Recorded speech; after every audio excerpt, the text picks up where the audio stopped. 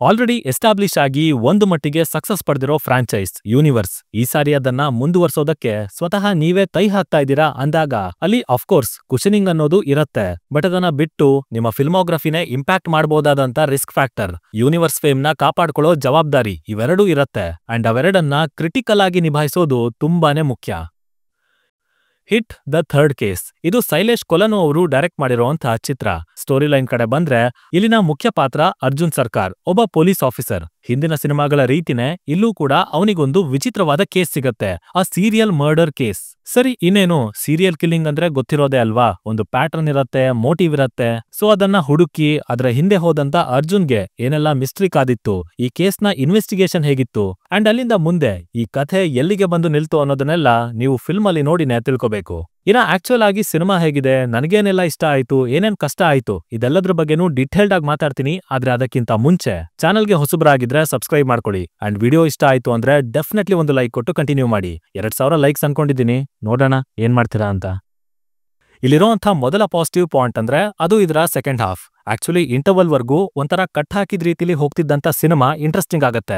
ತಗೊಂಡಿರೋ ಪ್ಲಾಟ್ ಒಳಗಡೆ ಇಳಿದು ಡಿಫ್ರೆಂಟ್ ಆಗಿರೋ ಒಂದಷ್ಟು ಐಡಿಯಾಗಳನ್ನ ತರ್ತಾರೆ, ಸಬ್ಸ್ಟೆನ್ಸ್ ಇಟ್ಟು ಬಿಲ್ಡ್ ಮಾಡ್ತಾರೆ. ಅಂದ್ರೆ ವರ್ಲ್ಡ್ ಬಿಲ್ಡಿಂಗ್ ಅಂತ ಅಲ್ಲ, ತಮ್ಮ ಕಾನ್ಸೆಪ್ಟ್ ಅಲ್ಲಿ ಏನಿದೆ ಅದಕ್ಕೋಸ್ಕರ ಏನೇನನ್ನ ಸೇರಿಸಬಹುದು, rules, regulation, murder mystery, community, ಈ ತರ ಯುನೀಕ್ ಎಲಿಮೆಂಟ್ ಗಳನ್ನ ಸೆಕೆಂಡ್ ಹಾಫ್ ಅಲ್ಲಿ ಇಟ್ಟಿದ್ದಾರೆ. ಅಂಡ್ ಅದು ಪರ್ಸನಲಿ ನನಗೆ ಸಖತ್ತಾಗಿ ವರ್ಕ್ ಆಯ್ತು. ಆಲ್ಸೋ ಅಲ್ಲಿವರೆಗೆ ಬರೀ ಒಂದು ಪ್ಯಾಟರ್ನ್ ಇಂದ ಡಿಫೈನ್ ಆಗಿದ್ದಂತ ಸೀರಿಯಲ್ ಕೊಲೆಗಳಿಗೆ ನಿಜವಾದ ಅರ್ಥ ಸಿಗತ್ತೆ, ಕಾರಣ ಸಿಗತ್ತೆ. ಕಿಲ್ಲರ್ನ ಮೋಟೋ ಏನು, ಅವನೇನನ್ನ ಮಾಡ್ಸೋದಕ್ಕೆ ಹೊರಟಿದ್ದಾನೆ, ಅದನ್ನ ಚೆನ್ನಾಗಿ ಪ್ರೆಸೆಂಟ್ ಮಾಡಿದ್ದಾರೆ, ಚೆನ್ನಾಗಿ ತಲುಪಿಸಿದ್ದಾರೆ. ಇನ್ಫ್ಯಾಕ್ಟ್ ಆ ಸೀರಿಯಲ್ ಕಿಲ್ಲರ್ ಪಾತ್ರ ಒಂದನ್ನ ಹೊರಗಿಟ್ಟು ಬರೀ ಅವನ ಸುತ್ತ ಒಂದು ನೆಟ್ವರ್ಕ್ ಅಂತ ಏನ್ ಸೃಷ್ಟಿ ಮಾಡ್ಕೊಂಡಿರ್ತಾನಲ್ಲ, ಅದೇ ಹೆವಿ ಇಂಟ್ರೆಸ್ಟಿಂಗ್ ಆಗಿದೆ. ಹಾಗೇನೆ ಅಲ್ಲಿಂದ ಸಿನಿಮಾದ ಗೇರ್ ಶಿಫ್ಟ್ ಆಗತ್ತೆ. ಇನ್ವೆಸ್ಟಿಗೇಷನ್ ಹೋಗಿ ಸರ್ವೈವಲ್ ಥ್ರಿಲ್ಲರ್ ಕಡೆ ಕಥೆ ವಾಲತ್ತೆ. ಪ್ರತಿ ಹಂತದಲ್ಲೂ ಪ್ರಶ್ನೆಗಳು, ಪ್ಲಾನ್ ನ ಎಕ್ಸಿಕ್ಯೂಟ್ ಮಾಡಬೇಕಿರೋ ಪ್ರೆಷರ್ ಎಲ್ಲ ಸೇರಿ ರೆಗ್ಯುಲರ್ ಗ್ಯಾಪ್ ಅಲ್ಲಿ ಮೊಮೆಂಟ್ಸ್ ಗಳು ಕ್ರಿಯೇಟ್ ಆಗ್ತಾನೆ ಇರತ್ತೆ. ಸೊ ಅದು ಕೂಡ ಇಷ್ಟ ಆಯ್ತು. ಪರ್ಟಿಕ್ಯುಲರ್ಲಿ ಆ ಬಂಗಲೆ ಒಳಗಡೆ ಅರ್ಜುನ್ಗೆ ಎದುರಾದಂತ ಚಾಲೆಂಜಸ್, ರಿಂಗ್ ಒಳಗಡೆ ನಡೆದಂತ ಫೈಟ್, ಕಾರಿಡಾರ್ ಫೈಟ್, ಹೀಗೆ ಇನ್ನೂ ಹಲವಾರಿದೆ. ಅಂಡ್ ಅವುಗಳನ್ನ ಎಷ್ಟು ನೀಟಾಗಿ ಕ್ರಿಯೇಟ್ ಮಾಡಿದಾರೋ ಅಲ್ಲಿನ ಟ್ರೀಟ್ಮೆಂಟ್ ಕೂಡ ಅಷ್ಟೇ ಚೆನ್ನಾಗಿತ್ತು. ಇನ್ನು ಅರ್ಜುನ್ ಸರ್ಕಾರ್ ಆಸ್ ಅ ಕ್ಯಾರೆಕ್ಟರ್, ಅಲ್ಲಿ ಒಂದು ವೈಬ್ ಇದೆ, ಆಟಿಟ್ಯೂಡ್ ಇದೆ. ಓವರ್ ಆಲ್ ಸಿಕ್ಕಾಪಟ್ಟೆ ಅಪೀಲಿಂಗ್ ಆಗಿ ಕಾಣ್ತಾರೆ ನಾನಿ ಅವರು ತಮ್ಮ ಪಾತ್ರದಲ್ಲಿ. ಇನ್ಫ್ಯಾಕ್ಟ್ ಸಿನಿಮಾ ಮೊದಲಿಗೆ ಅಷ್ಟು ಡೆಪ್ತ್ ಅಲ್ಲಿ ಹೋಗಲ್ಲ. ಸೊ ಆ ಭಾಗದಲ್ಲಿ ಇದು character driven story, screen play ತರ ಎಕ್ಸಿಕ್ಯೂಟ್ ಆಗಿದೆ. ಪಾತ್ರನ ಟ್ರೀಟ್ ಮಾಡಿರೋ ರೀತಿಲಿ ಒಂದು ರಾನೆಸ್ ಇದೆ, ಅದನ್ನ ಪ್ರತಿ ಆಕ್ಷನ್ ಅಲ್ಲೂ ಪ್ಲೇಸ್ ಮಾಡಿದ್ದಾರೆ. ರಕ್ತದ ಹೊಳೆನೆ ಹರಿತಾ ಇದ್ರು ಹಿ ಈಸ್ ಅ ಕೂಲ್ ಗಾಯ್ ಅನ್ನೋ ರೀತಿಯಲ್ಲಿ ತೋರಿಸಿ ಆ ಮ್ಯಾನರಿಸಮ್ ನ ಕೊನೆವರೆಗೂ ಕ್ಯಾರಿ ಮಾಡ್ಕೊಂಡು ಬರ್ತಾರೆ. ಅಂಡ್ ಅದು ಮಾತ್ರ ಹೆವಿ ಇಂಪ್ರೆಸಿವ್ ಆಗಿತ್ತು. ಇನ್ನು ಪರ್ಫಾರ್ಮೆನ್ಸಸ್ ಕಡೆ ಬಂದ್ರೂ ಇದನ್ನ ಒನ್ ಮ್ಯಾನ್ ಶೋ ಅಂತಾನೆ ಹೇಳ್ಬೋದು. ಅಫ್ಕೋರ್ಸ್ ಬೇರೆಯವರಿಗೆ ಹೇಳ್ಕೊಳ್ಳೋ ಮಟ್ಟಿಗೆ ಸ್ಪೇಸ್ ಕೂಡ ಇರ್ಲಿಲ್ಲ, ಅದನ್ನ ಮೆನ್ಷನ್ ಮಾಡ್ಲೇಬೇಕು. ಬಟ್ ಓವರ್ ಆಲ್ ಎಲ್ಲೇ ನೋಡಿದ್ರು, ಯಾವುದೇ ಸೀಕ್ವೆನ್ಸ್ ಅನ್ನ ತಗೊಂಡ್ರು, ಅಲ್ಲಿದ್ದು ಅರ್ಜುನ್ ಸರ್ಕಾರ್ ಅಷ್ಟೇನೆ. ದಯೆ ದಾಕ್ಷಿಣ್ಯ ಇಲ್ದೇ ಇರೋ ಪೊಲೀಸ್ ಆಫೀಸರ್, ಅವನ ಬಿಹೇವಿಯರ್, ಸಿಚುವೇಶನ್ ನ ಹ್ಯಾಂಡಲ್ ಮಾಡಿರೋ ರೀತಿ, ಲೈಕ್ ಪ್ರತಿಯೊಂದು ಡೀಟೇಲ್ ನ ಸಹ ತಮ್ಮ ಮ್ಯಾನರಿಸಮ್ ನಲ್ಲಿ, ಸ್ಟೈಲ್ ನಲ್ಲಿ ಅಡಾಪ್ಟ್ ಮಾಡ್ಕೊಂಡು ಚೆನ್ನಾಗಿ ಪರ್ಫಾರ್ಮ್ ಮಾಡಿದ್ದಾರೆ ನಾನಿ ಅವರು. ಹಾಗೇನೆ ವೈಲೆನ್ಸ್ ಅಲ್ಲಿ ಇದ್ದಂತ ಎಕ್ಸ್ಟ್ರಾ ಎನರ್ಜಿ ಕೂಡ ಇಂಪ್ರೆಸಿವ್ ಆಗಿತ್ತು. ಆಲ್ಸೋ ಶ್ರೀನಿಧಿ ಶೆಟ್ಟಿ ಅವರು ಫಸ್ಟ್ ಹಾಫ್ ಅಲ್ಲಿ ಕ್ಯೂಟ್ ಆಗಿ ಕಾಣ್ತಾರೆ, ಒಳ್ಳೆ ಚಾರ್ಮ್ ಅನ್ನ ಮೇಂಟೈನ್ ಮಾಡ್ತಾರೆ. ಅಂಡ್ ಸೆಕೆಂಡ್ ಹಾಫ್ ಅಲ್ಲಿ ಅವರಿಗೆ ಆದಂತ ಸ್ಪೆಸಿಫಿಕ್ ರೋಲ್ ಇದೆ, ಸ್ಪೇಸ್ ಅಷ್ಟೊಂದಿಲ್ಲ, ಬಟ್ ಅದನ್ನ ಚೆನ್ನಾಗಿ ನಿಭಾಯಿಸಿದ್ದಾರೆ. ಅಂಡ್ ಉಳಿದಂತ ಆಕ್ಟರ್ಸ್ ತಮ್ಮ ಪಾತ್ರಕ್ಕೆ ತಕ್ಕ ಹಾಗಿದ್ರು ಅಂತ ಹೇಳ್ತೀನಿ. ಇವುಗಳ ಹೊರತಾಗಿ ಬ್ಯಾಕ್ ಗ್ರೌಂಡ್ ಸ್ಕೋರಿಂಗ್ ಡೀಸೆಂಟ್ ಆಗಿತ್ತು. ಸಂದರ್ಭಕ್ಕೆ ಏನು ಬೇಕಿತ್ತಲ್ಲ ಆ ಎಲಿವೇಶನ್ಸ್ ಅನ್ನ ಕೊಟ್ಟಿದ್ದಾರೆ. ಹಾಗೇನೆ ಪ್ರೇಮವೆಲ್ಲುವ ಹಾಡಿನ ಸಾಹಿತ್ಯ, ಕಾಂಪೋಸಿಷನ್ ಅದು ಕೂಡ ಇಷ್ಟ ಆಯ್ತು.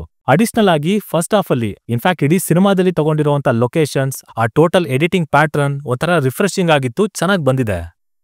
ಇನ್ನು ಇದರ ನೆಗೆಟಿವ್ಸ್ ಕಡೆ ಬಂದ್ರೆ ರೈಟಿಂಗ್ ಸಿಕ್ಕಾಪಟ್ಟೆ ಸೂಪರ್ಫಿಷಿಯಲ್ ಆಗಿದೆ.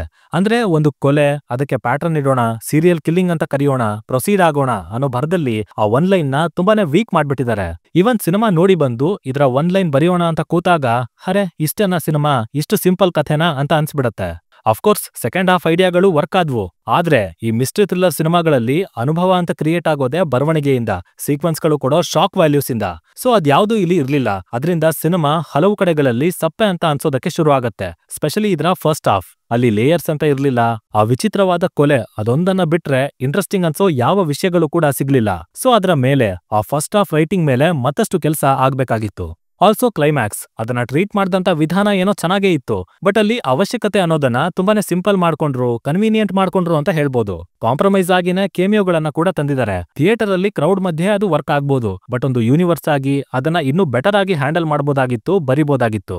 ಇನ್ನು ಇದಾದ ನಂತರ ಫೋರ್ತ್ ಕೇಸ್ ಬಗ್ಗೆನೂ ಮಾತಾಡಿದ್ದಾರೆ, ಆದ್ರೆ ಅದನ್ನ ಇಲ್ಲಿ ಡಿಸ್ಕಸ್ ಮಾಡೋದಕ್ಕೆ ನನ್ನ ಬಳಿ ಸದ್ಯಕ್ಕಂತೂ ಸ್ವಾತಂತ್ರ್ಯ ಇಲ್ಲ. ಸಮಯ ಸಿಕ್ಕಾಗ ಮುಂದೆ ಯಾವಾಗ್ಲಾದ್ರೂ ಮಾತಾಡೋಣ.